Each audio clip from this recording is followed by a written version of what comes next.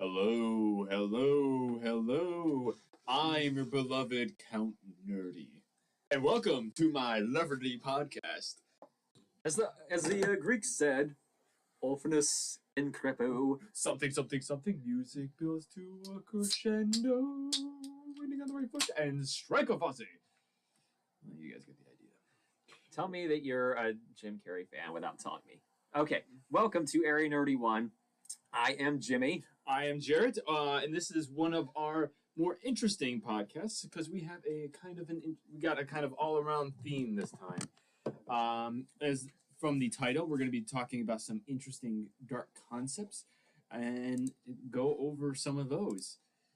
So Yeah. one of the things we latched onto some minutia this week where we were talking about things like specifically the show Riverdale, where they basically I'm not a fan, nor have I watched it, but basically what I understand is they took Archie, like the comic book character, and they turned it into a dark TV show, a dark spin on it, which is very popular with fans, So I'm not gonna talk too much about that. I'm not gonna bash on it. We'll get more into it and what that means later on when we go over the concepts and stuff. So but we thought for Halloween, wouldn't it be fun if we just took random shit and made it darker to see if we could make it work? Especially like children's stuff and just like ruin people's childhoods. Like that's like my point. Yeah, but the more we delved into it, the more we found that like some of our children's stuff was dark to begin with. Oh yeah, but we'll talk about that. First we gotta talk about some news, upcoming stuff. All right. First. Quick update on where we are in our Walk to Mordor challenge. Walk to Mordor challenge. Mind you, I haven't done the past couple of days. Well, this past weekend, my fiance and I went to the Adirondacks, and we marched around those mountains, freaking Lord of the Rings style, for 2 days. So I got kind of a leg up on this. Okay. All right. I'll go first then. So here's my progress. I'm using the Walk to Mordor app. Okay. We are not affiliated. I have so far completed 73 miles. I have made it to Crick Hollow, which I'm not 100% certain where exactly that is in Lord of the Rings land. Basically, geez, you can see the map right here. Yeah. Okay, so we started in the Shire, and we are about here. We are in the Old Forest. Like, that's it? I've been walking so much. Yeah. So we're almost to the part where they encounter Old Man Willow, which, if you read the books, is in the Old Forest directly after Bree. So this is before before Bree. So this is before that they've gotten to Bree and met Aragorn. They are currently in the Old Forest. How many miles you got? So I'm 73. 73? All right. So I'm just over 100 miles. I am 92% way to be captured by the Barrow Wights, and I'm excited to get to Bree. Remember, I haven't logged my past couple of days, so my last log was on the 7th. I think Jarrett jailbroke his Fitbit. Nope, it's just me being my dude. All right. So far, Jarrett is in the lead. I've got about 25 more miles to go. I am currently in the Old Forest. Jarrett is currently just outside of Bree, up here. Exactly. So we're going to have some fun when I win. It's only fun when I win. It's only fun when I win. All right, and we're still waiting for Matt to be able to come back so we can display what the prize is going to be. Update on Matt. He left the Ant Kingdom. They died. We don't know how. It's under investigation by the UN. We're very concerned. Matt, however, is on a long vacation from doing something he quotes as necessary. We don't know what that is, and we can't contact him now. He's gone incognito. But news.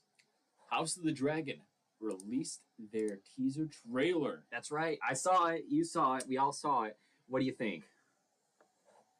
I'm going to let you go first. I have some words. A couple of things. First of all, I love... Oh, God, what's his face? He played Doctor Who? Yeah, he played Doctor Who.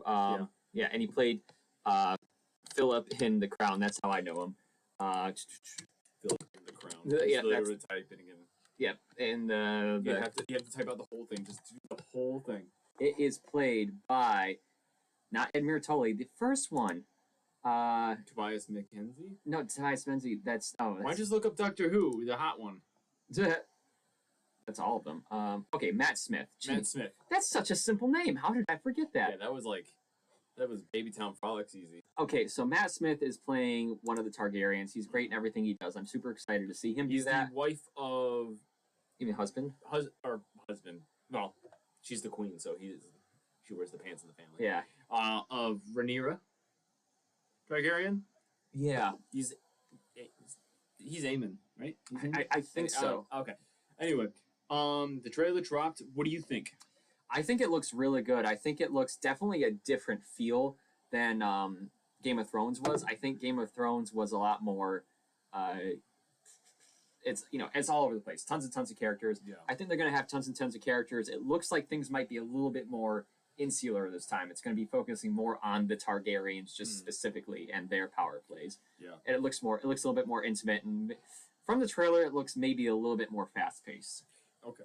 Yeah, I will say one thing. I don't have a lot of good things to say about it. It's just the pessimist in me, but I love the costumes.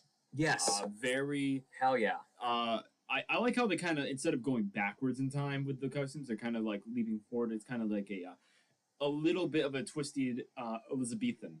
Yeah, a little bit of Renaissance more than late medieval. To me, it looks like, so if I'm going like in my mind for like quality, Game of Thrones is number one, and this looks underneath Game of Thrones. Okay. Essentially, that's what I'm getting from it. It's cheaper than Game of Thrones. Here's HBO Game of Thrones. This is more like Stars quality. Stars, still very high quality, but not where I want it to be. More like Black Sails. Black Sails was perfect, by the way, but it's not Game of Thrones. Not Game of Thrones.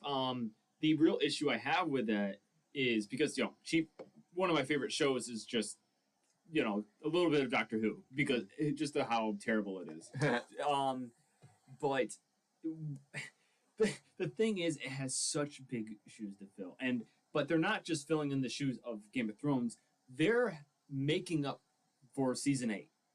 They have to make up. They have to tell all the old fans and all the new fans that, hey, that was a fluke.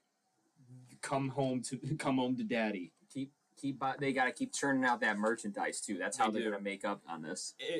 One of my only notes in this is it has a lot of talent and it better be good.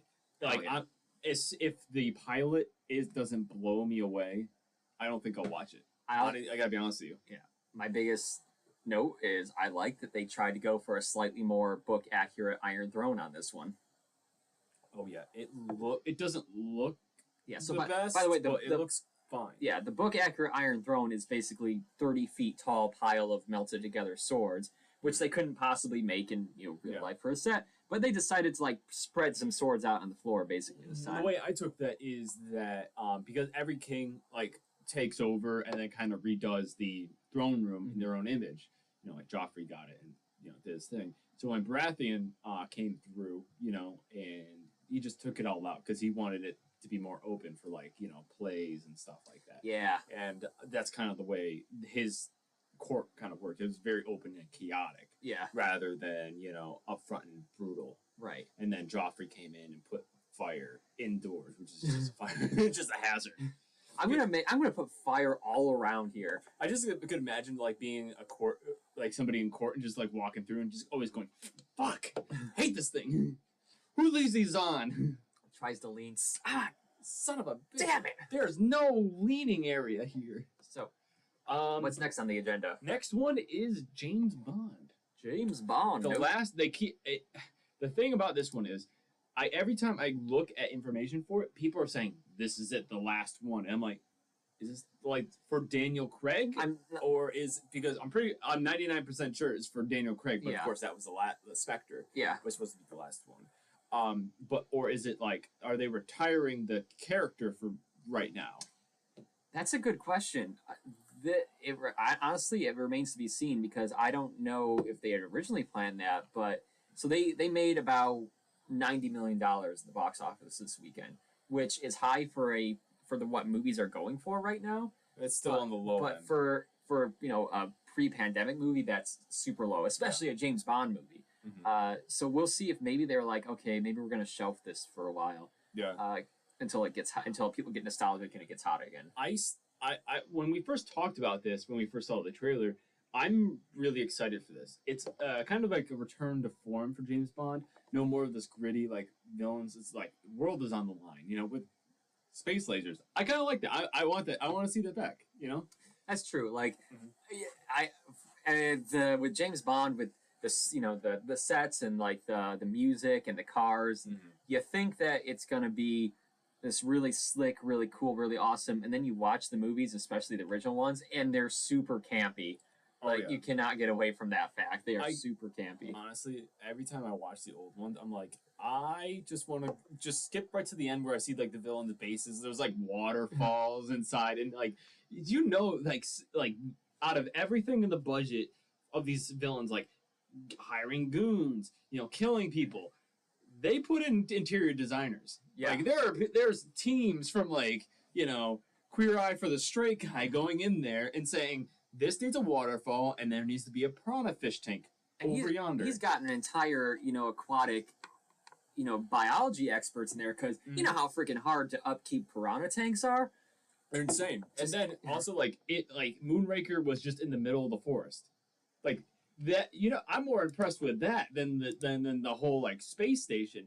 They went into the middle of the Amazon without anybody noticing and built an entire facility from scratch. Yeah. Underground. And put spaceships there. And now that's a feat of engineering. And nobody noticed. Nobody noticed. Nobody knew. Yeah. Nobody cared. Just like a bunch of like Latin farmers just watching like these guys like with tractors pulling the giant spaceships and materials up and down. They're like, all right, it's whatever. James Bond bursts in the jungle. You Latin farmers, where is the secret base? Where is Goldfinger? He's like, oh, Goldfinger, S.I.E. Asquera. And then James Bond blows it up and destroys the entire local economy because every town within a 100-mile radius basically supplied this one base with resources. That's my favorite line from Jimmy Neutron ever, the one where he is with jet fusion, the James Bond equivalent. Yeah. And they're like trying to blow up Mount Everest. He's like, I think I can shut it down without, Jimmy's like, I think I can shut it down without harming the delicate Tibetan ecosystem. And James Bond is like, just blow it up, kid. We're not here to save the whales. That's exactly what it is. Yeah. But I think it looks good. There has been a little bit of a stink from fans about potentially, I don't want to spoil it because I don't know. Spoilers ahead. Spoilers. But it's kind of teased, I guess, at the end that James Bond, the next one, will be. It was like a mantle, like this is less of a, who he is. It's more of a mantle of James Bond 007. That's what I always thought it was, though. I just think it's just a bunch of fucking movies, honestly. Yeah. I hate to be that guy, but like, I just think it's a bunch of fun movies. But it's the same M and the same Q through like a slew of movies, and like. Some of them have 3 or 4 different James Bonds, and they're just... Yeah, but they did go to his household, his family home, Bond Manor. Oh, so he's the original James Bond. There just happened to be, like... Other James Bond. So they're like... Or maybe his, like, first name wasn't James, but his last name just so happened to be Bond. So do they seek out, like, Bond kids and be like, you're going to be a secret agent, that you're going to fly around the world and drink martinis? They're like, okay. England would never be obsessed with hereditary shit. I mean, that's totally not their bag. Yeah. But I think from what I hear is that it's kind of implied that the next James Bond will be I believe, a black woman. Oh. And people are kind of upset about that.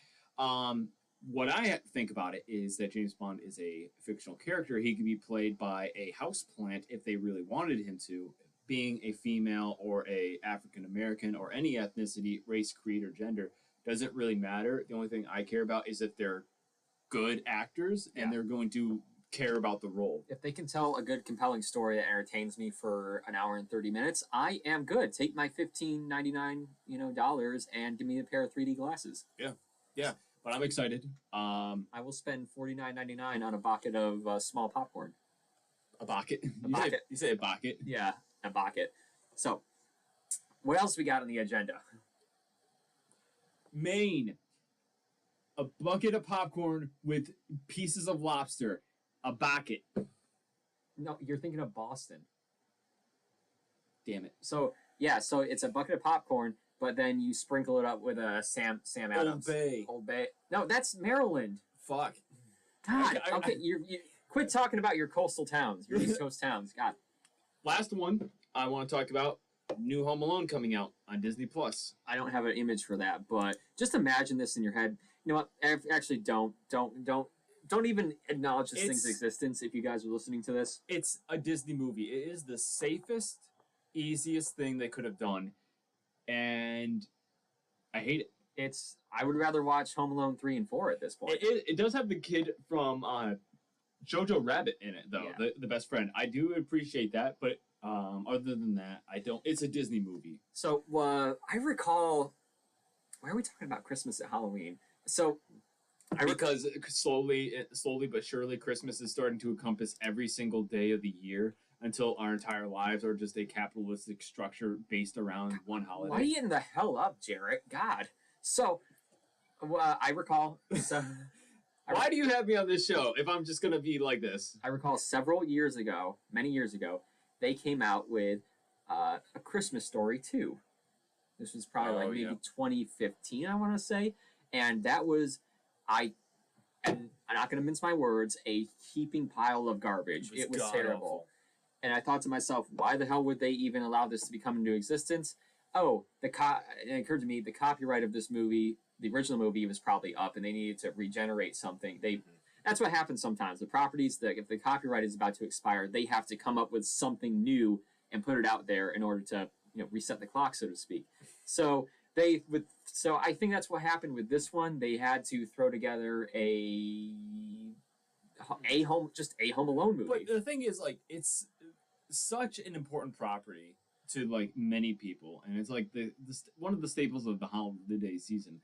And they knew this was coming up. They couldn't plan for like an extra couple months to put shit out something at least halfway decent. Maybe they were like, okay, we're gonna start filming in March of 2020. Yeah, that's probably what happened. Okay, but let's get back to the Halloween. Let's talk about something spooky. That's what I'm talking title spooky. is. It is. We're gonna talk about first what makes a great Halloween movie. What do you because I'm gonna bring up Christmas again because people say like Die Hard's a Christmas movie, but it's not. It's a movie that takes place during Christmas time. It doesn't have nothing else to do with Christmas. But Halloween movies, I don't feel like necessarily even have to take place during autumn. They but they have a different kind of feel to it. It's a kind of I feel like Halloween are like kind of light but dark. What's every movie got to be? It's got to be a compelling story. Yep. It's got to have you gotta you have a beginning, middle, and end, and it's got to be scary. Kay Briggs says, "Who are these dorks?" I'm Jimmy. I'm dork number 1, Jarrett, and this is dork number dose. I'm not a dork. B. I am a cool guy. I drink beer. Don't worry, man. I'm the cool guy. But I was thinking in the car, like, what my favorite Halloween movies are like H.P. Lovecraftian movies, like of course, The Reanimator and stuff. It's something. For some reason, Halloween movies that scare me. I want them to be kind of open-ended at the end, like cosmic horror. I think is very Halloween. Like so you know what? I think what you're thinking of is it leaves you with more questions than answers. So I was thinking too, like what I really like about my Halloween horror movies is like the main characters survive, but it's not like a happy ending. It's like, yeah, I lived, but like at what cost? And now what? I got my favorite Halloween movie. Yeah, Pumpkinhead. Pumpkinhead. Because it encompasses all of that. It's scary. It's got a monster in it. It's got a story arc and character development. And it is somewhat cosmic in that you don't really know what the answers to everything is. You don't know like exactly what the nature of this creature is, or it's and it's scary every single time. Love it. Yeah, and but like, and he's a nasty piece of shit. Like he is. But the thing is, the reason why it's scarier is because Pumpkinhead has a personality. You know, right? He enjoys his work. He's not. I don't like Michael Myers as a character. I get why he's scary, but I never liked slashers. But he has no personality. Pumpkinhead is infinitely scarier because you know he's getting enjoyment out of it. But also, well, like I touched on before, it's not it's your favorite Halloween movie, but it has basically nothing to do with Halloween except maybe pumpkins. But that's about it. I would like to now go directly into a multiverse matchup. Already? Already. Because this is a matchup that I was actually thinking of, and we just brought them both up. So here it goes. Okay, multiverse matchup. I'm probably going to put this up on TikTok for a vote after this week, but think about it now. But if any of you don't know, the multiverse matchup is when Jimmy takes two characters from different the only rule is that I like to find ones that match up really good, but the only rule is they can't be from the same multiverse universe. Yeah. Anyway. Okay. So the multiverse. And they fight, obviously. And they fight, yes. All right. This fight takes place in a small town suburb. Okay. It is Michael Myers versus Pumpkinhead. Who would win? Pumpkinhead, because he's immortal. Michael Myers is arguably immortal. Yeah, but I feel like if he got ripped in half, he wouldn't be immortal. I mean, everything that is done to him is just like basically sequel bait anyway. Fair enough. Fair enough. I don't really count that. I mean, it's not like they've seen him like literally rising from the grave after being decapitated or something like that. Right. Pumpkinhead is a legitimate supernatural entity. It's a zombie, essentially, a cursed zombie. And Michael Myers, for all intents and purposes, is literally just a dude. He's a dude? I mean, so Matt really should be here for this one. He's not going to be able to. Maybe I'll bring this multiverse matchup up next week. Right. But think about it for a week. Let it simmer. Put the in the stew and let it simmer for a week. Put it in the crock pot. Think about it.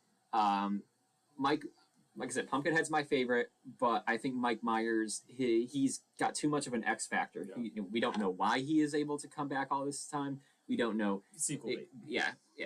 So basically, he's protected by sequel bait armor. Exactly. But Pumpkinhead is like, it can die. Yeah, but now in this matchup, is Pumpkinhead's familiar essentially? Oh, let's do a storyline. Let's say, what's the name of the sister in Halloween? Laurie something, right? Laurie Myers. Sister in Halloween is Laurie Strode. Laurie Strode. Okay, let's say Laurie Strode she gets sick and tired of Michael Myers going around and stabbing everybody. And she goes to the local, your local wood witch behind the Kmart. Exactly. I mean, every town's got one, and she basically becomes the conduit for Pumpkinhead. Okay. Spoiler alert, by the way, everybody. So she is the conduit for Pumpkinhead. That gives Michael Myers a little bit of leeway. How big is the suburb? Let's say. And here's an important factor in this: has Michael Myers been stalking her this entire time? Let's say no. Let's say he's just showing up. So it's basically it's basically like Fortnite. They just drop. Yeah, exactly. Randomly. Exactly. That's how all these multiverse matchups work. Just they spawn right next to each other. Yeah, but this is not a spawn next to each other. You said this is a suburb. Like they're hunting each other in a maze. Okay, here's the parameters. They spawn on opposite sides of this. Let's say it's a 30-acre suburb. And Laurie Strode is in the middle. Yeah. All right. Well, Michael Myers is like notoriously stealthy for a big dude. So is Pumpkinhead. He just sort of shows up. Yeah, but Pumpkinhead is supernatural, whereas Michael Myers is just graceful. He took some ballet lessons. He wears wrestling shoes everywhere he goes. Yeah, he does. How do you beat Michael Myers? You replace his shoes with squeaky gag shoes. Squeak, squeak, squeak, squeak. Or like put a bell on him. Yeah. I don't know. We'll have to leave that up to TikTok. I think it depends on who gets to Laurie Strode first. That's true. Yeah. I mean, but Pumpkinhead doesn't really give a shit about his familiar. He just cares about killing the thing he wants to kill. There's no strategy to him. Yep, I got no morals. I'll kill anybody. I just love killing. Yeah, it's just the missile. It's like, oh boy, here I go killing again. I mean, that's pretty much all slashers. If the creators of Rick and Morty could see us right now, please do something. Do what's his name? Michael Myers? Or? No. The guy who says that going on killing. Crombopulous Michael. Crombopulous Michael meets Pumpkinhead. He gets summoned, and it's supposed to be this big intimidating thing. Oh, here I go killing again. How can you? All right, Picks up a little pumpkin, kisses it. Here I go, kill him again. All right, you wanna? All right. So if anyone ever asks me, it's like, okay, how do you sum up Friday the 13th, Halloween, Nightmare on Elm Street, Halloween, and Texas Chainsaw Massacre? Oh boy, here I go killing again. Yeah, so basically they're just sentient missiles. Yeah. Going towards something. But that was a good matchup. We should get that up to TikTok. And if anybody you guys watching have any thoughts on it, throw it in the chat and see what we can say. Send them our way. Like, really challenge us. Yeah. But back to what makes a Halloween movie. A lot of people, for some reason, everybody goes to Harry Potter. Why is Harry Potter a staple of the Halloween season? I mean, it's wizards and witches, but it's not like spooky scary. The third one is spooky scary. The third one is pretty spooky scary. Skeletons sending shivers down your spines. You know, but the second one is also pretty scary, especially with the basilisk and everything. Yeah. So I'm not quite certain why we do that. You want me to go into the segment there? No. Okay. I'm just talking about Harry Potter. I don't think Harry Potter is a good fit for Halloween. You can fight me on this. Harry Potter is a average series at best. But what I think is a really good even just fall show is Over the Garden Wall. I've talked about this a little bit, but it is a really good series. It's a little mini series on Cartoon Network. You can watch it on Hulu. But I think it's awesome. Just the themes and the darker tone it takes. Perfect for the Halloween season. I've been meaning to watch this one. I've seen a few clips, and I don't think I'm ready for this level of darkness in my cartoons. Like, I love Adventure Time. I love what's another one? Infinity Train. Yeah, Infinity Train slaps so goddamn hard. I love these ones that like really mess me up mentally at some points, but. Over the Garden Wall, like it looks like it's just a little bit too dark for me at this point. I'm gonna watch it during Halloween. That's gonna be a good one. Yeah, you definitely should. Olivia DeLuca says Over the Garden Wall. Oh, you have me over the moon with that one. It's such a good little. It is. That's patronizing. I work very hard on this. I know. I stay up all night trying to get these puns ready for you. And I freaking Amadeus you by just coming up with puns off the dome, no problem whatsoever.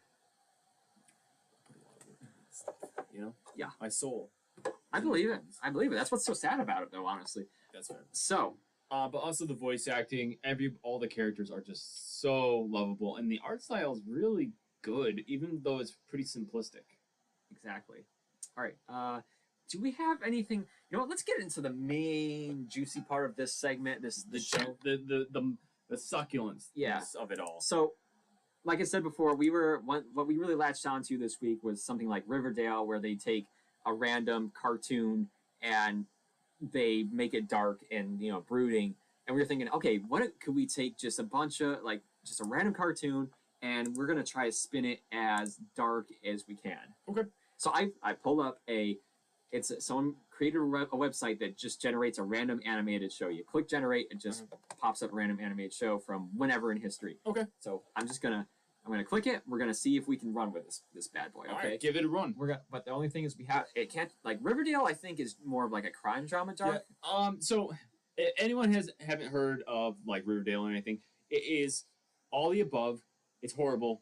Also, there's a lot of sex in it, but most of the time it's with underage teenagers with overage people, and I hate it. I hate every single thing about this show. You shouldn't watch it and encourage CW to do anything else like this. Okay, I didn't think we were going to take that hard of a line in the sand, but okay. But let's see here. The first one you got here is Pinky and the Brain. All right. Make it darker.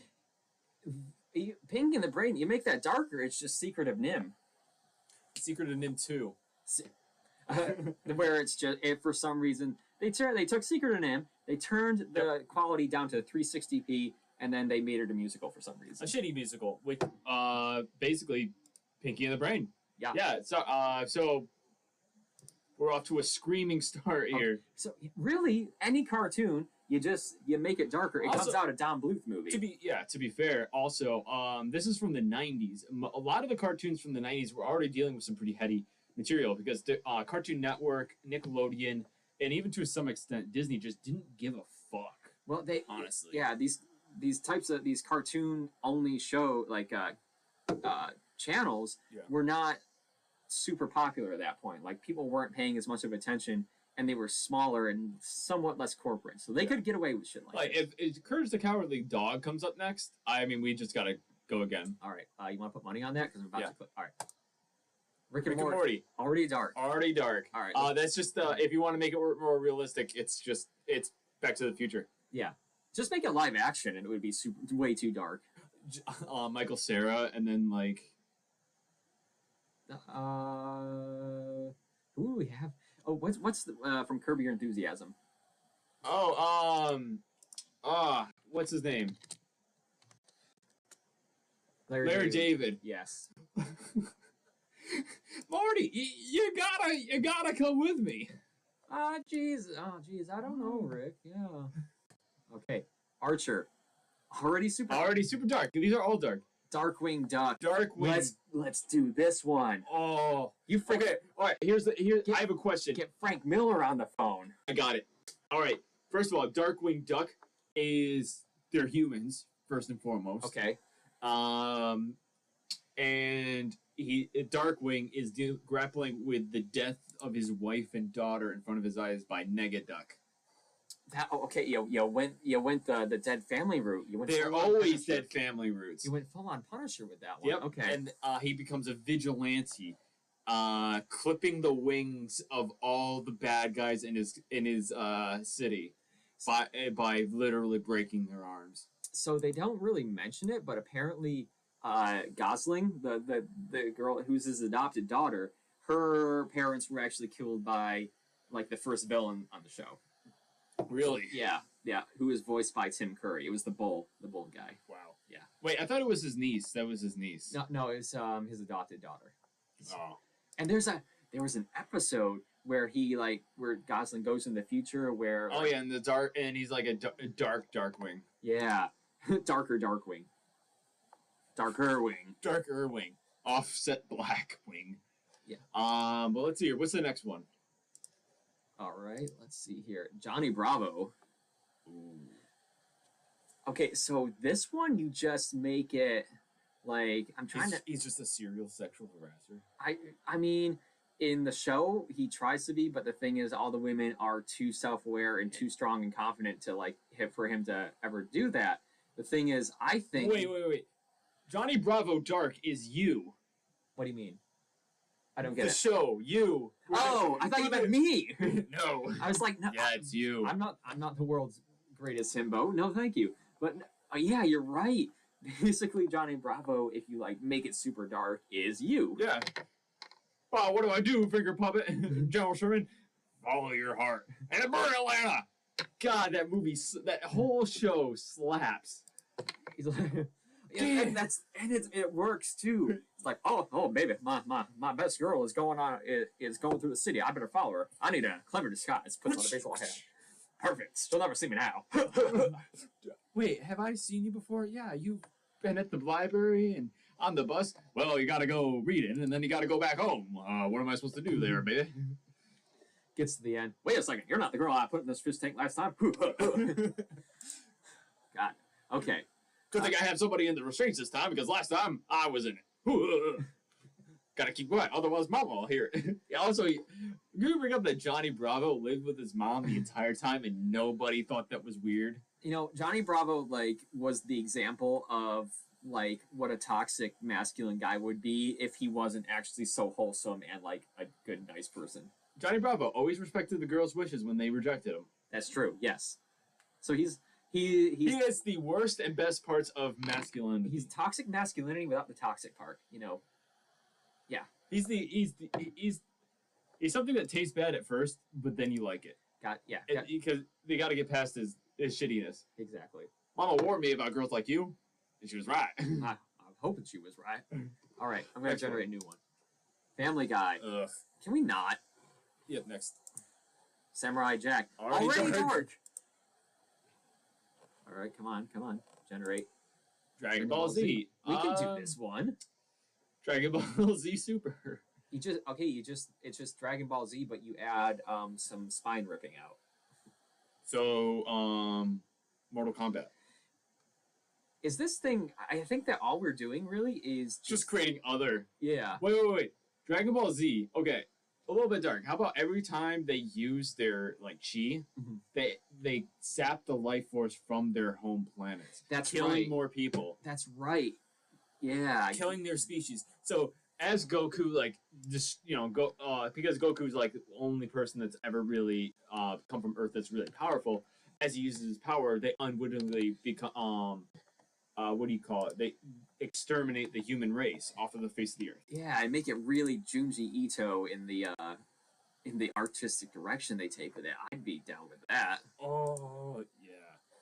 All right, you ready for another one? I think we do. I think this is a good segment we got here. We're doing a little bit more rapid fire, but I'm really into it. Venture Bros. Super dark. I love that show. Like it seems stupid, but once you get they really get into the weeds with this one. Yeah, and they also go with like the whole psychological content and like everybody's an anti-hero. Yeah. So we wanted to be like, yeah, we're gonna make everything dark. Like most of these shows are already super dark. Yeah, they beat us to it. Everybody beat us to it. Rugrats. Okay. This one, okay, if you're gonna Riverdale it, like here's First of all, you can't Riverdale this because this is young kids, but yeah, exactly. So one aspect I would think about it is though, so like they grow up and they're you make it super dark and they've got their problems and they're like in their 20s. No. This is regular Rugrats. So if it was Rugrats all grown up, I would agree with you. But you got to make a dark version with the babies. No, I don't want to go there. I'd rather like make it dark with them as adults. And here's one of the aspects I think that would work. Okay. So you know how Reptar is a big part of the show, but Reptar isn't real. So what if like we make Reptar a portion of the show where like Tommy's got like some PTSD and it manifests as Reptar, so he'll like start hearing like rumbling of like footsteps and he'll look outside his window and just see like Reptar's like glowing like ghastly eye like looking into his over house. The city and stuff. Exactly. He sees Reptar happening. I have something to tack onto it. It's gonna be really, really dark. Are you ready for it? This is dark chocolate. Are you ready? Okay. All right. He's got PTSD because Angelica has been brutally terrorizing these kids throughout their entire lives and accidentally kills Tommy's younger brother, blames it on Tommy, and he gets sent to a mental institution. And the series starts with his return home. Fuck, Jarrett. I came up with that like that. This is not. None of this is pre-scripted. I think I need to start watching like Care Bears or something. Yeah, remember when we were kids and you'd act out and you'd get banned to watch Fraggle Rock for like a week. Yeah. They're like, okay, you're watching Fraggle Rock and Mr. Rogers and that's it. Yeah. Just wait till you see my dark Fraggle Rock fan fiction. Doug. I gotta be honest with you. I have not watched any Doug.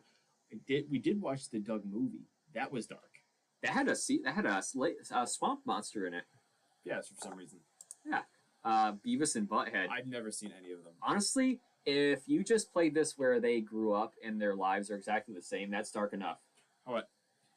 You know what the movie Apt Pupil is, right? What is it? Apt Pupil? Apt People? No. Pupil. Apt Pupil? No. Okay, so it's Sir Ian McKellen plays a retired... The Sir Ian McKellen. The Sir Ian McKellen plays a retired Nazi and living in America, and he takes a young sociopath under his wing, and it's basically the story of these two becoming like just the absolute worst versions of themselves. It's just the dark version of Beavis and Butthead is that, but with two of them. But instead of being like, Nazis, they are trying to be like the most unproductive, like nihilistic versions of in the show, they bring down a plane. That's true. Oh yeah, jeez. All right, let's generate another one. I don't know how much more of these I can take. Like, I'm gonna have to sleep tonight.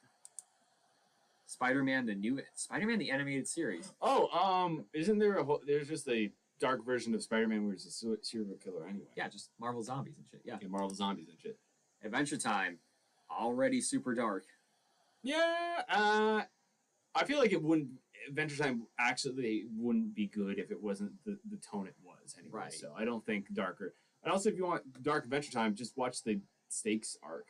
Yep, that's a good one. Yeah. Legit. Dragon Ball Z again. Okay. Animaniacs. So, Are we?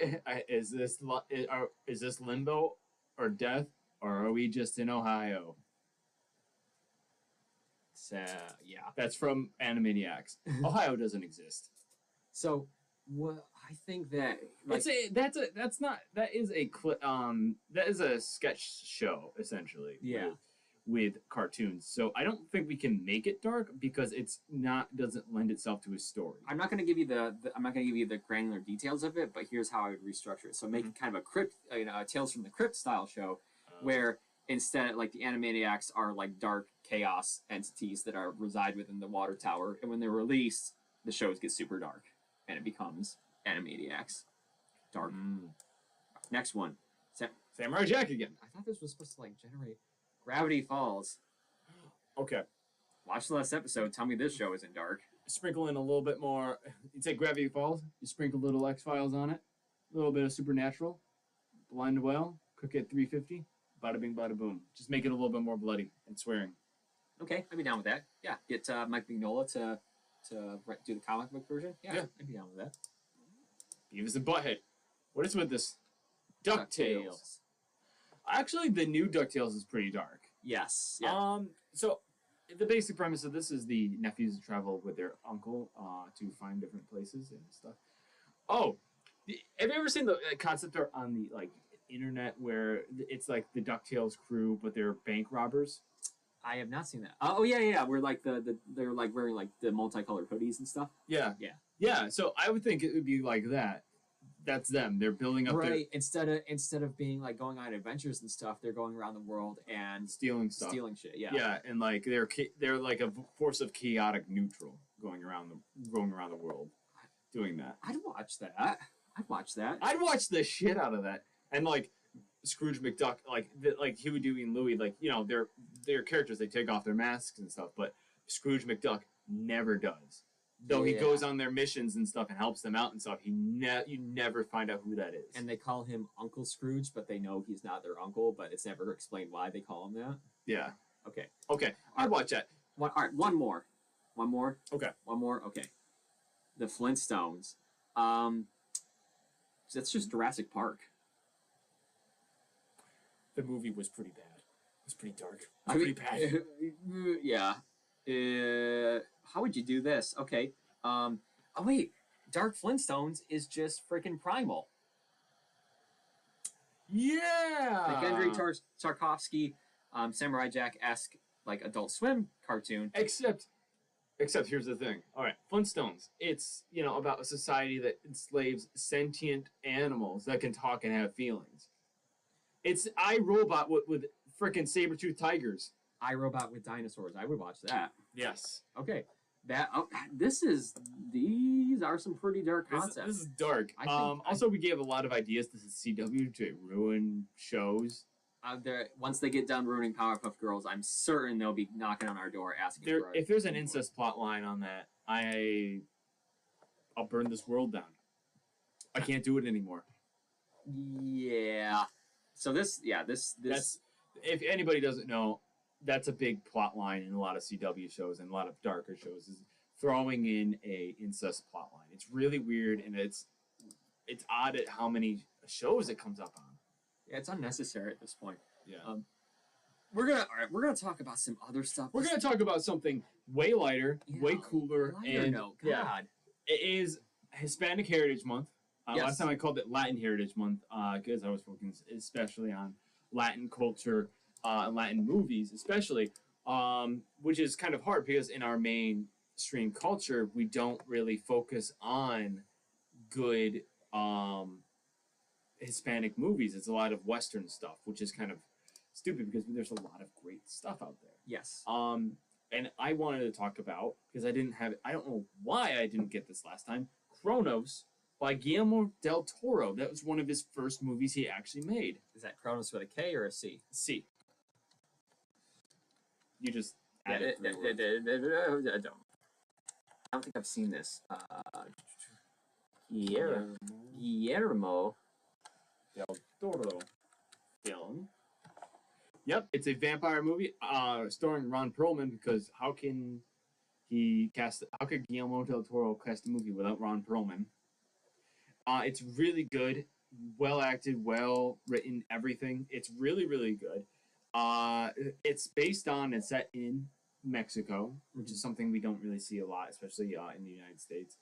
But yeah, please give it a check out. It's really, really good. It's actually a dual lingual film because Ron Perlman plays someone who speaks English, so it's English and Spanish. Interesting. Yeah. I would have to bring up. I would like the show Penny Dreadful City of Angels if I was going to make a nod for Hispanic Heritage Month. So this show was a follow-up show to Penny Dreadful, and this one in this particular series focuses on a mostly Latin American cast. Now, it only got one season for various reasons, but it was very well acted. Like all the actors involved were amazing, phenomenal. Yes, they decided to focus on it takes place in 1930s America, and supernatural stuff happens, political stuff happens, etc. It's a little complex. There was a lot of storylines going on at one time, so it's a little hard to be like, give a synopsis. But definitely worth checking out, and it definitely should have gotten another season, but they just didn't have as much support as they wanted, which is a shame because all these actors put in so much work, and it was such an interesting representation. The entire crew, the way they portrayed Los Angeles during the 30s was phenomenal. Was absolutely breathtaking with the amount of detail and the amount of life they put into it. And it's definitely not getting a second season. It's definitely not getting a second season. Yeah, canceled after series 1. Now it was produced and it aired in 2020. So basically, things changed a lot by the time the second season decided to go under considered to go under production, and the message was obviously very, very poignant for the time. It still continues to be poignant. So definitely, worth checking out. That's all I got to say about that, I guess. Yeah. Also, a lot of people will point out Coco as a great movie about Spanish heritage and Latin American heritage. But they overlook Book of the Dead. Book of Life. Book of Life. Oh yeah. Book of Life. Yeah, that was a really good movie. It was also visually interesting. It wasn't just like the standard, floppy kind of noodle arm kind of characters. Right. It's like every one of them were puppets. So everything was intricately connected in place. Yeah, it was really, really good, and of course, it has my favorite song, "Just a Friend," by Biz Markie. By the Biz Markie. The THEE Biz Markie. All right, so what else we got going on tonight? Did you want to do that TikTok right now, or which TikTok? The Harry Potter. Yes. Okay, so this is the segment of the show where we go and look at a TikTok that prompts us, and we're gonna answer it. And so this week's TikTok is by Brett's Thoughts, BRETTS Thoughts, and he asks, "What in Harry Potter doesn't make sense?" It's Halloween. It's Harry Potter month, apparently. We're going to talk about that. What in Harry Potter does not make sense? Jarrett, go. I would like to say just right now, Area Nerdy 1 does not support the current claims by J.K. Rowling. We're just like the plots and the characters of the movies and the books. So there's that. I can't believe I have to say that because, wow, just like she's kind of gone off the deep end. But anyway, things that in Harry Potter that don't make sense. Okay, roughly how many people do you think are in the Wizarding world? Okay, let's. It's just in the Britain. Let's say 2 million. 2 million. 2 million. Yeah. Okay. 2 million. That's a lot, right? Ish. Yeah. Yeah. How many schools do you think there are in Britain for Wizarding? 5. There's one. Here, there's only 7 actual certified Wizarding schools in the world. There are a couple of other miscellaneous ones, but there's only one. So in Britain. So in all of the people in a single country have to send their kids to one school. No, because it's clearly that they have to be accepted. So not every kid gets to go to that school. So every person you see in Donegal Alley in the Ministry of Magic are all alumni of the same school. Okay. Okay? But here's the thing. They're not. In the canon of J.K. Rowling's books, a lot of kids don't get to go to school, so they're either homeschooled or they're not schooled at all. So this is why they have so many fucking wizarding wars, because they have a whole underclass of undereducated kids with no education past like elementary school, maybe. And they don't teach math in Wizard Elementary. They don't teach math and wizardry. They don't teach history at all, and they don't teach like basic social skills, which is why as soon as Voldemort comes back, every person that has never completed high school is going to be drawn to him, and they have a bunch of people that don't know magic. Never thought about that. Yeah.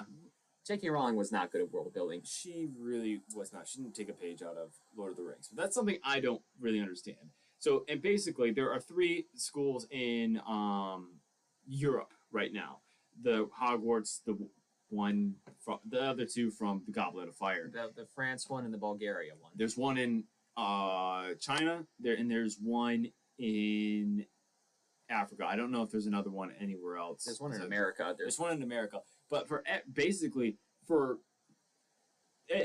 from like upper like Eastern or Western Russia to China, there is no schooling whatsoever for any wizard whatsoever. None. No potions, no wizardry, no nothing.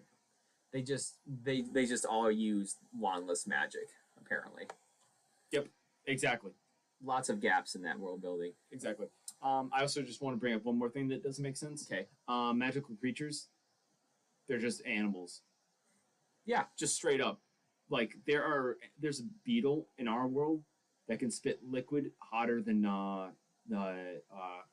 nitroglycerin. That'll burn skin right down to the bone. And that's not a magical creature. That's just something that we have. Right. Well, yeah, what qualifies a magical creature? Their eggs are silver. I mean, that if you came up to me tomorrow and said, "Hey, did you know there's a bat that lays eggs?" I'll be like, "Wow, yeah," and yeah, they're coated in diamonds because of where they live. I'm like, okay. I'd be like, I'm gonna look that up, but if it's true, like, but I would believe it because nature's wild. Yeah, nature's off the rails, like no matter what. Yeah, like doesn't need magical help. Yeah, and like sharks and alligators haven't evolved for millions of years because they're literally the perfect predators. That's not magic. That's just straight up nature. Yeah. Like, flying snakes exist. Yeah, exactly. But, you know, they put some arms on an octopus and they're like, here's some magic. And then in the Fantastic Beasts Where to Find Them, there's just a fish with legs.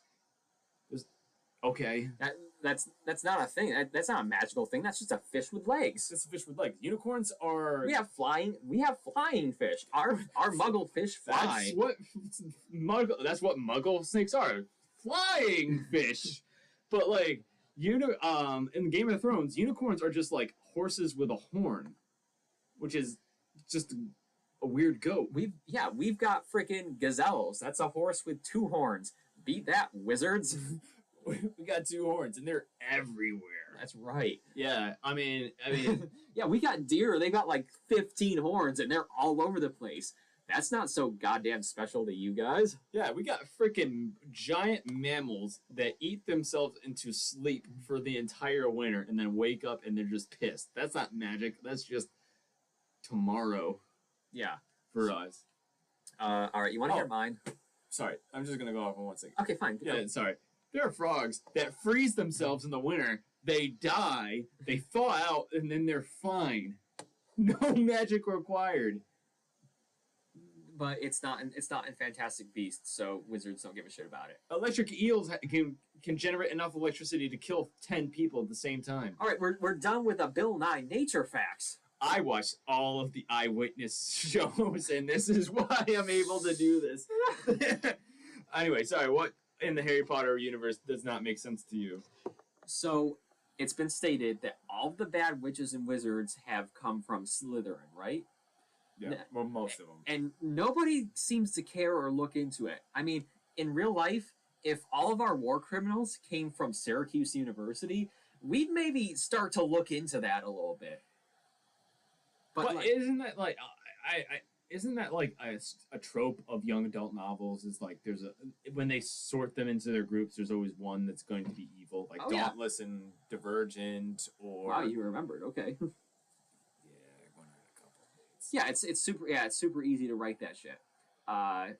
But yeah, you think after it produced a couple of like Hitler's really bad eggs, yeah, you would start to think, okay, maybe we should get some school guidance counselors right off of that common room there. Yeah, if you like if two of your alumni are the Wizarding World's equivalent of Hitler, I mean Grindelwald. Yeah. Voldemort. So here's the second one. I ran this by my fiance. She was like, "Don't do it. It's too played out." But I'm gonna do it anyway. Okay. Here's what I think doesn't make sense about Hogwarts. Everything at Hogwarts that's not you is trying to kill you, and no one seems to care. Their stairs move. They've got giant spiders in the forest next door. They've got games that involve dragons. They've got freaking that one just gets loose and nobody does anything about it. Yeah. A troll just showed up one time. For a whole year, there was a giant snake with death vision in the walls. Whomping Willow.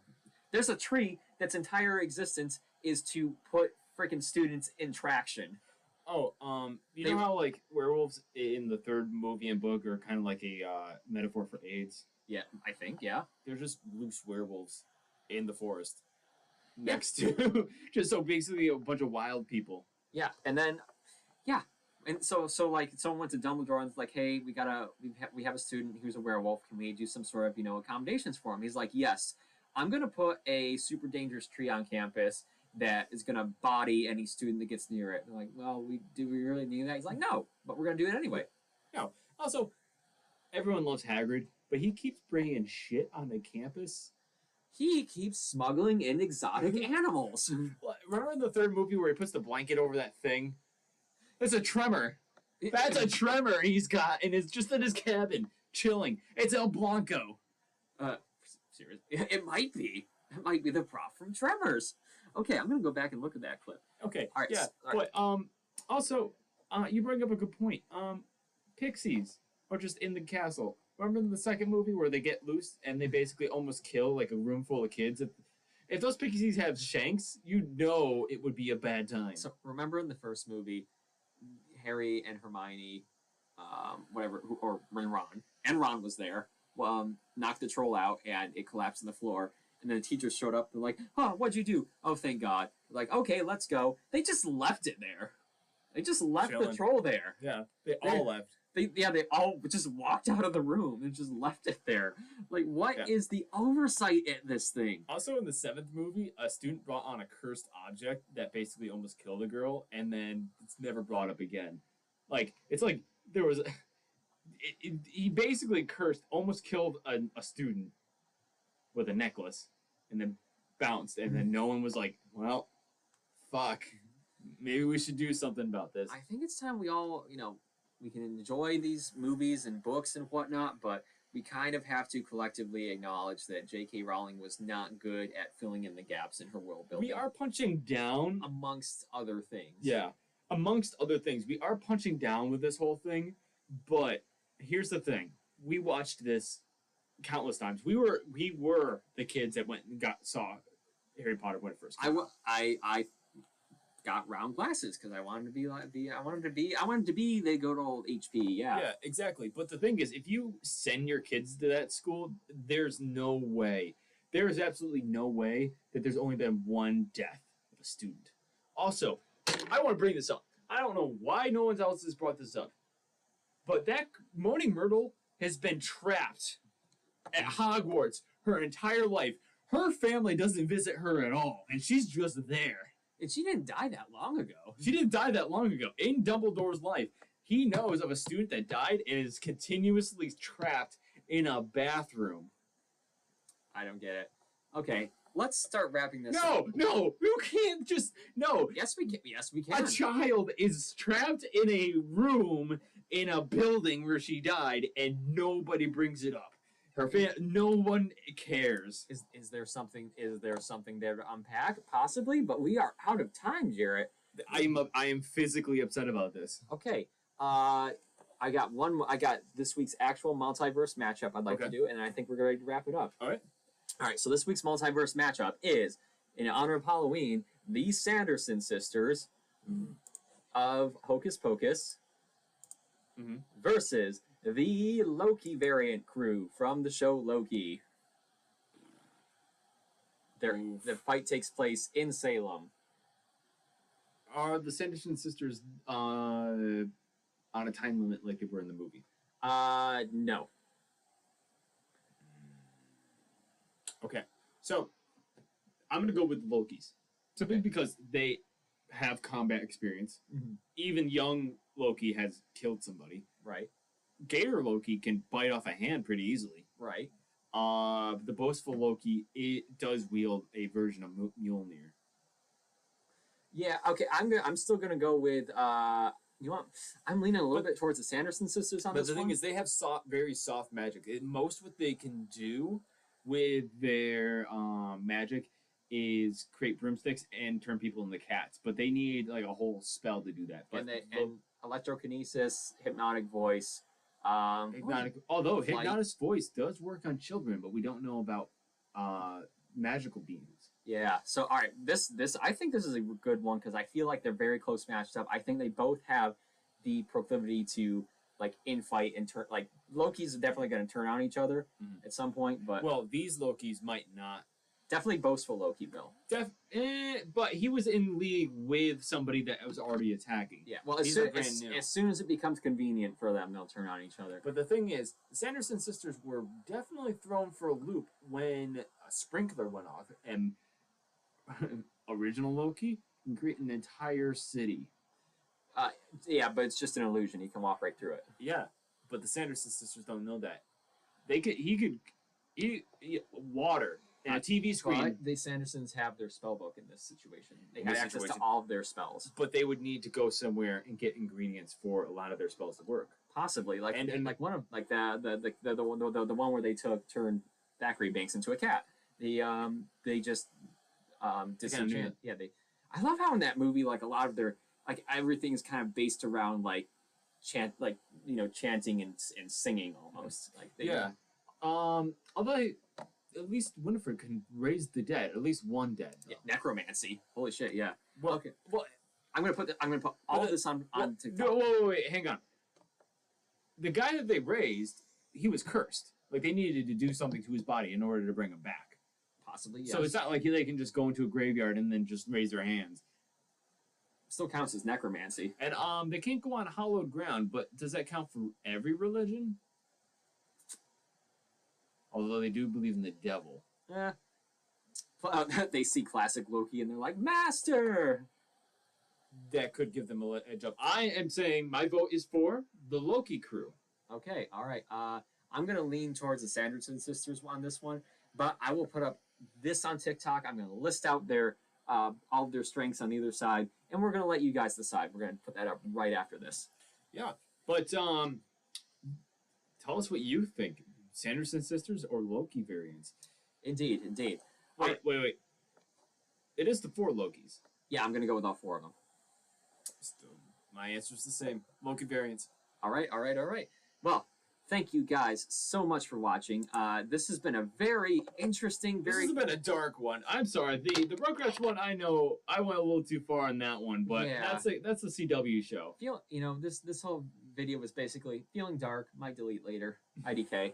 We were really went all goth girl on this one. We went to Hot Topic and we were like my feelings. But we skipped Hot Topic, went straight to Spencer's gifts. Ooh. Okay. Wait, yeah. All right. Well, thank you guys so much for watching. If you guys have any input, let us know.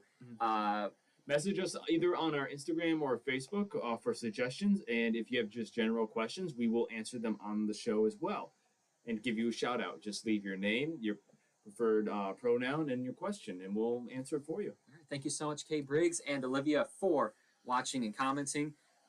We will be back next week. We're planning on the regular time, Friday at 8:30 p.m. Hopefully, we can get Matt back at least with audio, but we will see how that shakes out. So, have a good October. Get into the spooky season. Be safe. You guys are awesome. Thank you so much. This has been Jimmy. This has been Jerry. We're going to delete this shit because there's no way we can put it on the internet. It's not safe. I'm not getting canceled